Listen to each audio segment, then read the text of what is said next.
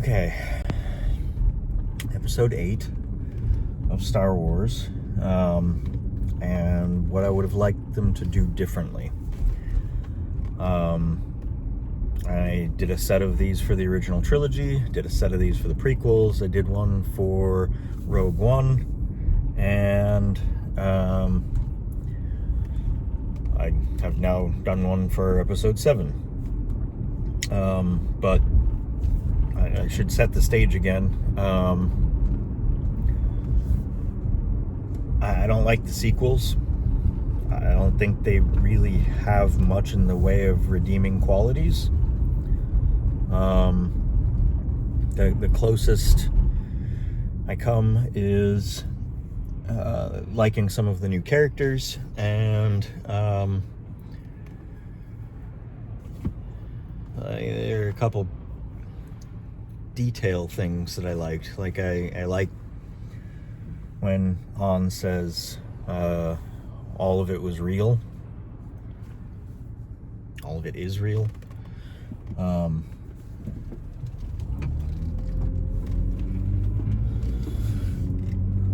So yeah,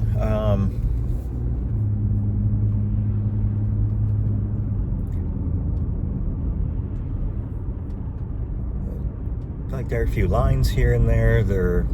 I like the characters, but really the sequels are pretty bad. And in my opinion, the Episode 8 is the worst Star Wars that exists. It's just awful. Like there was one clever thing done as they slow revealed how they assassinated Luke's character. The story of what happened that night. That was clever, but I hate the story. I hate what they did to Luke. This is the most optimistic person in the galaxy who saw good in his murderous father, who had slaughtered many, many people, participated in the death of a planet. Just didn't.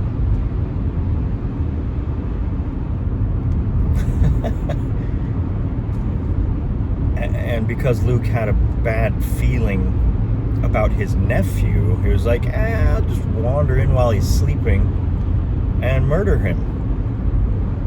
Like, that's not it's not Luke Skywalker. And Rian Johnson is an asshole for having the main stated, like openly flaunted goal of subverting expectations. That was his words.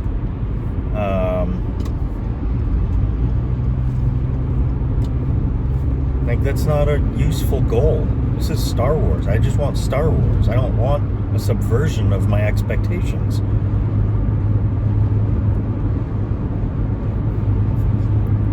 And there are people who like the movie, which is astounding to me. It makes no sense at all. Opens up with crank call, stupid military decision to destroy the intel they might have recovered, but let the rebels get away. Like, why didn't they just shoot the rebels right then?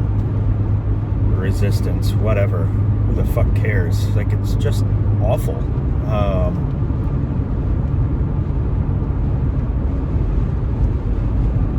Kathleen Kennedy let it happen. Moron. I'll say too that there's like a lot of women in leadership, strength of women. There's the good message of supporting women.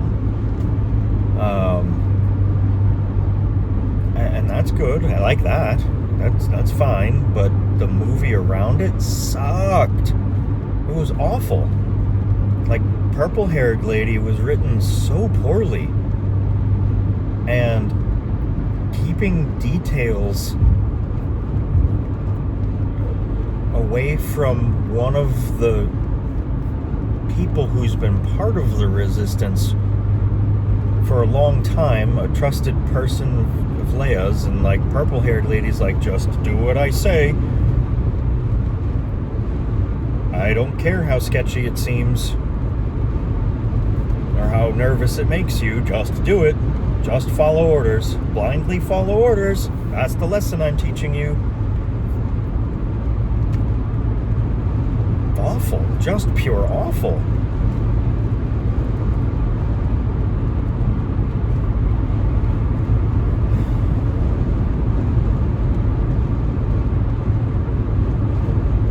Yeah, so anyway, what I would have done differently is based on partly on how I did episode 7 differently. And that's because I wanted a cohesive story, not part 1 made by somebody, part 2 made by somebody else who had a drastically different goal, and part 3 made by the person who did part 1 and who is trying to recover from all the damage that part 2 did. Like, that was a stupid plan. Who thought that was a good idea at Disney?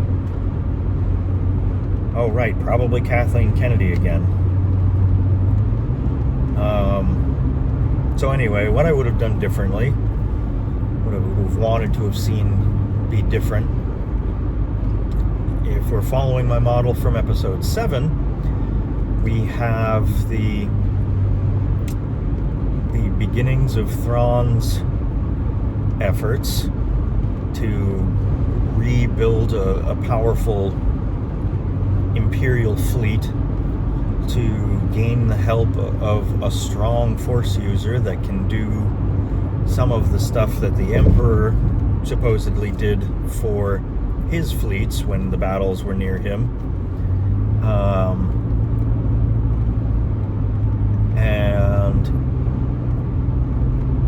And he's starting to hit strategic targets. And the New Republic is having trouble with it. So in this second episode, our Darth Ren character, Kylo Ren, I don't care, it doesn't matter, that Thrawn has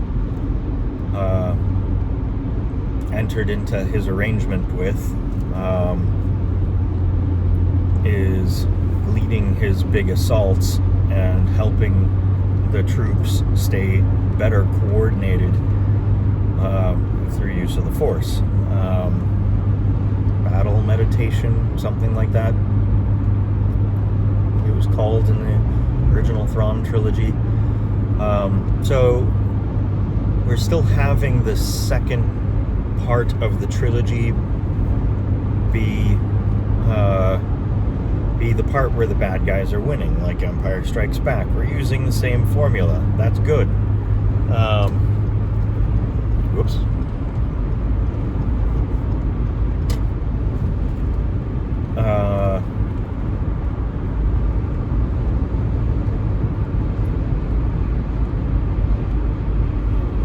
Why do we go so slow here?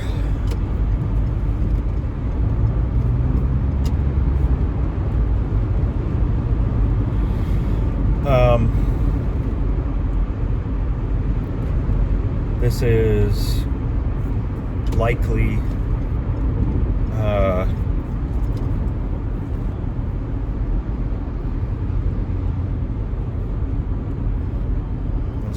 where Thrawn is making his biggest plays, and maybe we even use the Katana fleet, probably better named, from the original Thrawn trilogy. The Katana fleet was essentially a Star Destroyer fleet, but it was primarily controlled remotely. And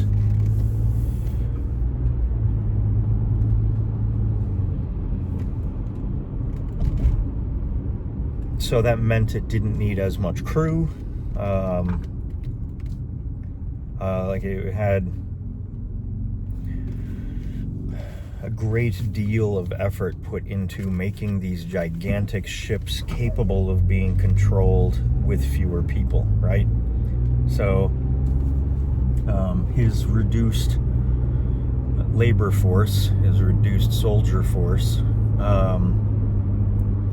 is capable of manning this gigantic fleet.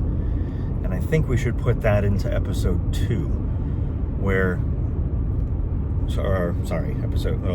episode 8, the second part of the trilogy, where to sort of cement the oh crap,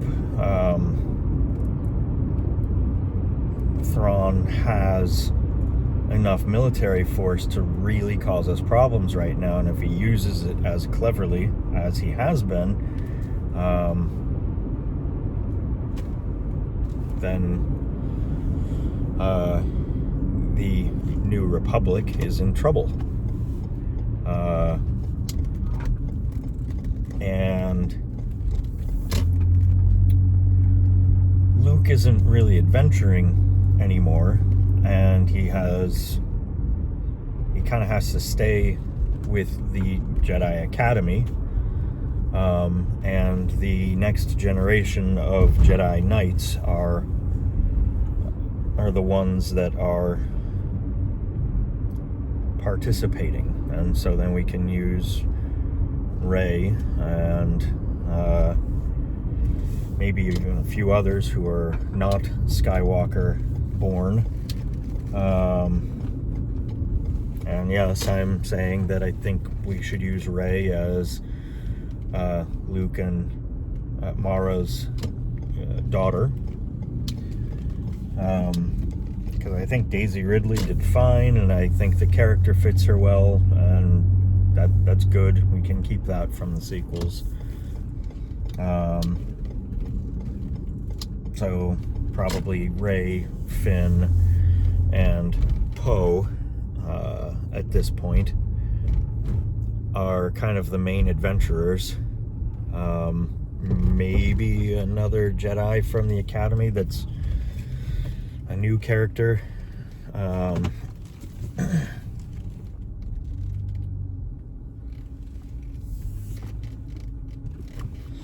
don't know.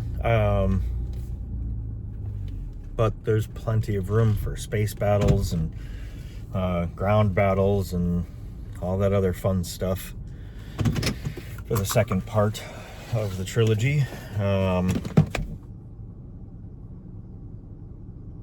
I think it would have worked better if they had just stuck with essentially the Star Wars formula instead of Rian Johnson being a gigantic pile of rotting fecal matter. All right, anyway, thanks for listening, and see you for the next one for episode 9.